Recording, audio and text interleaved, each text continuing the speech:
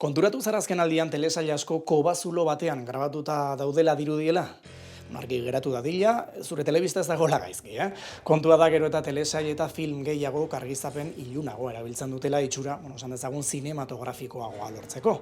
Baina arazoa da zinema eta streaminga ez direla baldintza berdinean ikusten. Zineman areto ilun batean zaude, pantaila erraldoi batekin eta irudia primeran kalibratuta dago. Baina etxean telesailak mugikorrean, ordenagailuan edo telebistan egongelako argiarekin ikusten ditugu. Batzuetan eguzkia leihoetatik sartzen dela. Eta hor hasten da arazoa, argizapen artistik hori guztia galtzen hasten da. Gainera gaur egun oso erabilia da estilo naturalista, hau da, estena bat gau ez gertatzen bada, zuzendariek benetako gauaren itxura eman nahi izaten diote, eta lehen egiten zenaren kontra, orain, aktoreen aurpegiak artifizialki ez argiztatzen ahalegintzen dira. Adibiderik esanguratsuena Game of Thrones telesaileko atal bat izan zen. Gogoratu jende asko haserretu ere egin zela, zuzenean etzen ezer ikusten. Baina badaia aipatzen ez den beste arazo bat ere. Streaming plataformek irudia asko konprimatzen dute.